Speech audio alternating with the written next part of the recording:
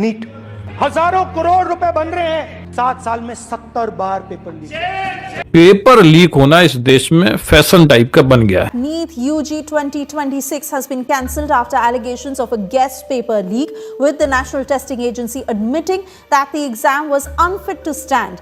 हम उन सब बातों को जानने की कोशिश करेंगे कि कौन कौन सी सिक्योरिटीज होती हैं पेपर के टाइम पे जो एनटीए ने रखी थी, और वो कौन से लोग थे जिन्होंने पेपर को लीक करवाया था। दोस्तों 3 मई 2026 को नीट का एग्जाम करवाया जाता है। आज 3 मई है और आज नेशनल एलिजिबिलिटी एंट्रेंस टेस्ट यानी नीट यूजी का एग्जाम है। बच्चे 2-2 साल तक इस एग्जाम की तैयारी करते हैं, दिन रात एक कर देते हैं, नीट का एग्जाम देते हैं जिससे कि वो डॉक्टर बन पाए। अब दिन रात मेहनत करने के बाद में जब वो नीट का एग्जाम लिखते हैं और एग्जाम अच्छा भी होता है, लेकिन जब उन्हें ये पता चलता है कि एग्जाम लीक हो गया है तो उन पर क्या गुजरती होगी, आप इसका अंदाजा नहीं लगा सकते हैं। जब हमारे शिक्षा मंत्री धर्मेंद्र प्रधान जी से इसके बारे में पूछा जाता है तो वो इस सवाल से बचते हुए नजर आते हैं।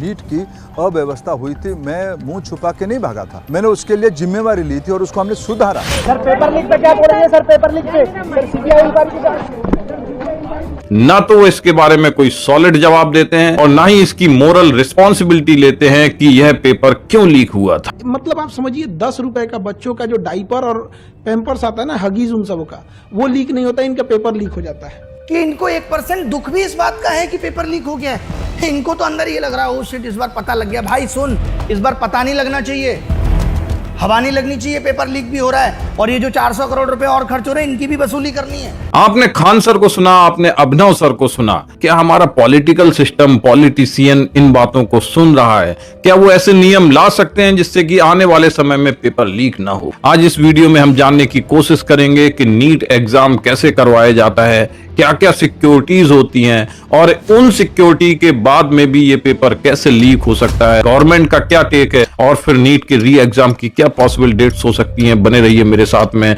जानते हैं इस वीडियो में। Let's begin. एनटीए द्वारा इस टेस्ट को कंडक्ट करवाया गया था। नेशनल टेस्ट एजेंसी एनटीए 2017 में फाउंड की गई गवर्नमेंट की तरफ से, और यह नीट के अलावा जेई और यूजीसी नेट एग्जाम को कंडक्ट करवाती है नेशनल लेवल पे। यह एक इंडिपेंडेंट ऑर्गेनाइजेशन है। जब नेशनल लेवल पर यह इतने बड़े बड़े एग्जाम कंडक्ट करवाती है तो नीट के लिए कुछ गाइडलाइन थी, कुछ सिक्योरिटी मेजर्स थे जो लिए गए थे। आप भी उनको समझने की कोशिश कीजिए। नीट के पेपर प्रिंटिंग के बाद में जिन गाड़ियों में थे उन गाड़ी में जीपीएस टेक्नोलॉजी का सहारा लिया गया। उन गाड़ियों को पूरी तरीके से ट्रेस किया जा रहा था, उनकी लोकेशन को ऑब्जर्व किया जा रहा था, किसी भी तरीके की धांधली ना हो इसको इंश्योर किया जा रहा था। इसके बाद में पेपर को डिजिटल बॉक्सेस में रखा गया। उन बॉक्सेस को केवल एग्जाम पर ही खोला जाना था, उसके पहले वो डिजिटल बॉक्स नहीं खोले जा सकते थे। क्वेश्चन पेपर पर एक यूनिक वाटर मार्क था। अगर उस वाटर मार्क को छेड़छाड़ किया जाता तो पता चल जाता कि किस पेपर से हुए हैं, किस सीरियल नंबर से हुए हैं, किस स्टूडेंट ने किए हैं या कहां से हुए हैं, इसको भी ट्रेस किया जा सकता था। एग्जाम सेंटर की बात की जाए तो एग्जाम सेंटर्स पर स्टूडेंट की फुल स्लीव्स अलाउ नहीं थी।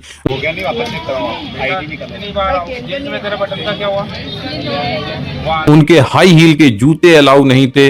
कहीं कहीं पर माला, ईयर रिंग, नोज रिंग, इन पर भी ऑब्जेक्शन उठाया गया। एआई बेस्ड फेशियल टेक्नोलॉजी का सहारा लिया गया जिससे कि वही एक्चुअल कैंडिडेट परीक्षा में सम्मिलित होने पाए। जिसने वो फोटो दी थी उस फोटो को एआई के सहारे से मैच किया जा रहा था। यह सॉल्वर गैंग को रोकने के लिए एक बड़ी पहल थी। सॉल्वर गैंग का मतलब है कि जैसे कोई भी पास आउट डॉक्टर हो उसको लाया जाए और उसको बिठाया जाए और उससे पेपर क्लियर करवाया जाए। आधार कार्ड के बायोमेट्रिक का भी सहारा लिया गया, फिंगरप्रिंट को मैच करवाया गया, तभी एग्जाम हॉल में स्टूडेंट्स की एंट्री होनी थी। अब एग्जाम हॉल में कोई भी इंफॉर्मेशन बाहर से अंदर डिजिटली ना आने पाए उसके लिए 5G जैमर्स टेक्नोलॉजी का सहारा लिया गया।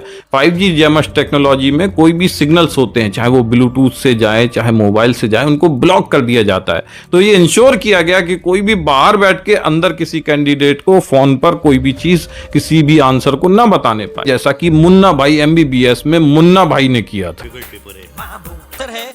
स्पाइनल कॉर्ड एट्रोफी इंड्यूसेस इसके अलावा हर सेंटर पर AI असिस्टेड CCTV कैमरे लगाए गए थे और हर एग्जाम सेंटर को दिल्ली में बैठकर हमारे ऑफिसर्स इन्विजिलेट कर रहे थे। अगर कोई भी गतिविधि इलीगल टाइप की होती तो उनको पता भी चल जाता। इसके अलावा एग्जाम ड्यूरेशन पर वॉशरूम को लेकर भी बहुत स्ट्रिक्ट रूल्स बनाया गया था। अगर कोई भी कैंडिडेट वॉशरूम जाता है, वापस आता है, तो फिर से उसकी पूरी तलाशी ली जानी थी और उसका फिर से फिंगरप्रिंट मैच करवाया जाना था, तभी उसको एंट्री अगेन अलाउ थी एग्जाम सेंटर में एग्जाम लिखने के लिए। देखिए, सवाल अब ये उठता है कि पेपर लीक कैसे होता है। मैं इस कहानी में जो भी नाम आपको बताने जा रहा हूं वो अभी कथित तौर पर आरोपी हैं, अभी उनके जुर्म साबित नहीं हुए हैं, इसलिए इस कहानी को खाली कथित तौर पर ही समझने की कोशिश कीजिएगा। और इसमें एक आदमी इन्वॉल्व नहीं है, इसमें पूरे का पूरा गैंग इन्वॉल्व है, कई सारे डॉक्टर्स इन्वॉल्व हैं। एक नाम है मनीष, नाम आ रहा है राजस्थान से, जिनके पास में पेपर बताया जा रहा है कि 15 दिन से 1 महीने पहले ही पहुंच चुका था। ये एक बड़ा मास्टरमाइंड बताया जा रहा है। दूसरा कथित तौर पर नाम आ रहा है शुभम खैरनार का। ये 30 वर्षीय BMS छात्र हैं, ये सीहोर महाराष्ट्र से हैं, ये सत्य साई यूनिवर्सिटी के छात्र हैं। इस वक्त की बड़ी खबर आपको बता दें, नीट पेपर लीक मामले में बड़ा खुलासा हुआ है। बता दें आपको, जांच एजेंसियों ने आरोपी शुभम खैरनार को हिरासत में ले लिया है। नासिक पुलिस ने इनको हिरासत में लिया है और CBI को कुछ जानकारी सौंपी है। आरोप यह है कि शुभम ने पुणे से नीट पेपर की डिजिटल कॉपी खरीदी और उसको फिर 5 लाख रुपए में गुरुग्राम के एक व्यक्ति को बेच दिया। अब नाम आता है यश यादव का। यह भी गुरुग्राम से हैं और BMS के छात्र हैं। यह भी कथित तौर पर आरोपी हैं। आरोप यह है कि यश यादव ने फिर यह पेपर 30 लाख रुपए में दिनेश बिवाल और मांगीलाल बिवाल को राजस्थान में बेच दिया। एक और नाम आता है विकास बिवाल का, जो मांगीलाल बिवाल और दिनेश बिवाल के दूर के रिश्तेदार हैं। उन्होंने यश को बिवाल ब्रदर से मिलवाया और पेपर की दलाली करवाई। यश यादव के जरिए राजस्थान पहुंचा था ये पेपर और विकास बिवाल से थी यश यादव की पहचान। और स्टूडेंट्स के भविष्य का सौदा 30 लाख रुपए में तय हुआ और 30 लाख रुपए में भारत के नीट के स्टूडेंट्स का भविष्य बेच दिया गया। आरोप है कि दिनेश बिवाल ने जो डिजिटल कॉपी थी उसको अपने हाथ से लिखा है और उसे 2 मई की रात को सीकर्स के कुछ कोचिंग संस्थान को बेचा गया, कुछ गार्जियन को बेचा गया, कुछ स्टूडेंट्स तक पहुंचाया गया। इसमें 150 स्टूडेंट्स के नाम है और लगभग 70 गार्जियंस के नाम सामने आ रहे हैं। इसके अलावा 13 MBBS काउंसलर्स की भी जांच चल रही है। CBI और SOG ने कई लोगों को इस पूरे प्रकरण में हिरासत में लिया है। अब पूरी कहानी आपके समझ में आ गई होगी लगभग, कैसे राजस्थान में मनीष के हाथ में पेपर 1 महीने पहले जाता है, फिर वहां से कैसे पुणे में जाता है, फिर पुणे से खैरनार के पास में कैसे वो जाता है, फिर खैरनार से कैसे यश यादव के पास में जाता है, फिर कैसे बिवाल ब्रदर्स के पास में जाता है, फिर वहां से कैसे सीकर्स की कोचिंग के पास में जाता है। और जब यह पेपर वहां पर पहुंचाया जा रहा था तभी टेलीग्राम और व्हाट्सएप ग्रुप से यह पेपर देश के कई जगह फैल गया। अब ये क्वेश्चन देखो मेरे क्वेश्चन पेपर पे, ये रहा क्वेश्चन देखो। ये टेलीग्राम का एक चैनल देखो ऐसा, जिसमें मई के 1 तारीख को नीट का क्वेश्चन दिया जा रहा था। कुछ गार्जियन ने इसको 2 लाख में खरीदा, किसी ने 30 लाख में, किसी ने 50 लाख में, किसी ने 60 लाख में। लास्ट मूवमेंट पर पेपर 15-15 हजार, 30-30 हजार रुपए में भी बेचा गया। अब आप समझिए कैसे लोग हैं, कैसे गार्जियन हैं, कैसे कोचिंग चलाने वाले हैं। इनके अंदर जरा भी वो भावना नहीं आती है। तुम्हें शर्म है? कुछ शर्म आया है?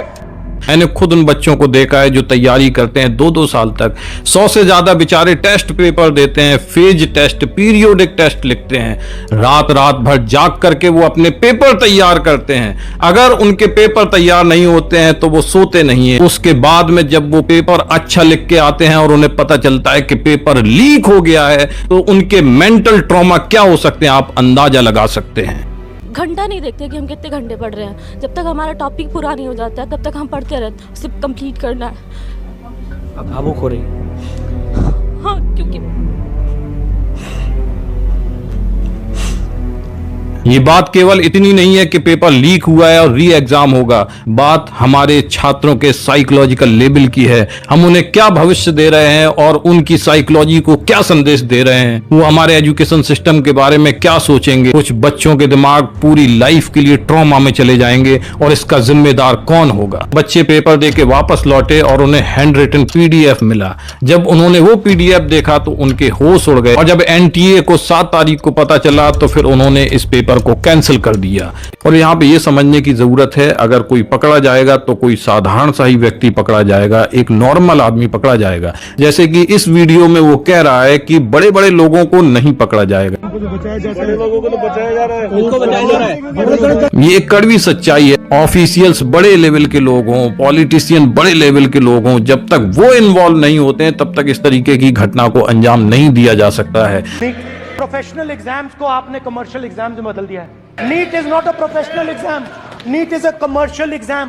7 साल में 70 बार पेपर लीक। लेकिन अफसोस की बात यह है कि हमेशा की तरह इस बार भी कौन सा बड़ा नाम है उसके ऊपर पर्दा डाल दिया जाएगा, उसको नहीं पकड़ा जाएगा। कोई अगर पकड़ा जाएगा तो कोई साधारण आदमी पकड़ा जाएगा, उसको सजा होगी और इसके बाद में इस केस को बंद कर दिया जाएगा। लेकिन इसका फायदा क्या होगा? कोई फायदा नहीं होगा, क्योंकि इसके मास्टरमाइंड वो होंगे जो बड़े लोग होंगे। वो जो छोटा आदमी पकड़ा गया है जिसको मास्टरमाइंड बता दिया गया है न्यूज चैनल के द्वारा, वो मास्टरमाइंड नहीं है। और इस बीच एक बड़ी खबर कविता मैं लौटूंगा आपके पास। मास्टरमाइंड मनीष यादव को हिरासत में ले लिया गया है। जो मास्टरमाइंड है वो अभी भी खुला घूम रहा है। यही रीजन है कि हमारे देश में हर साल जो परीक्षाएं करवाई जाती हैं, हर साल पेपर लीक होता है, क्योंकि असली मास्टरमाइंड पैसे और पावर के पीछे छुप जाते हैं, उनको गिरफ्तार नहीं किया जाता है और वो हर साल ये खेल खेलते हैं, हर साल एजुकेशन सिस्टम के साथ में खेल खेलते हैं, हर साल हमारे बच्चों की जिंदगियां बर्बाद करते हैं और हम इनकी गिरेबान तक नहीं पहुंच पाते हैं, क्योंकि ये बहुत पावरफुल लोग हैं।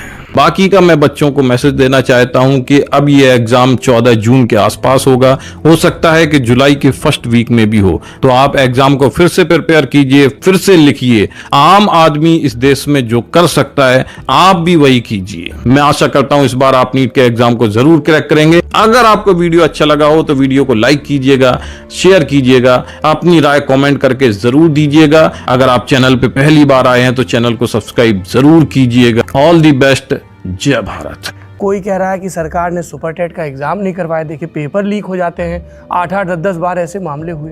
तो ये दो चीजें सामने आती हैं। 8-8, 10-10 बार कोई भी मामले यहाँ नहीं हुए हैं जी। तो मुझे लगता है कि आपको बहुत स्पष्ट करना चाहिए, कोई भी 8-8, 10-10 बार कोई मामला इस प्रकार का नहीं हुआ। पेपर लीक पे आपकी सरकार ने 8-10 बार कौन से 8, मुझे गिना दीजिए कौन 8 बार पेपर लीक हुए हैं। पेपर लीक को लेके आप मुझे बताइए पहले कौन 8 बार कौन से पेपर लीक? मैं वही पूरे आप बताइए ना, लेके आया हूँ। आप मुझे बताइए कब 8 बार पेपर लीक हुए? 2019 में मुख्यमंत्री जी पीसीएस पेपर लीक होता है, एलटी ग्रेड परीक्षा 2018 का। एक भी पेपर लीक नहीं हुआ।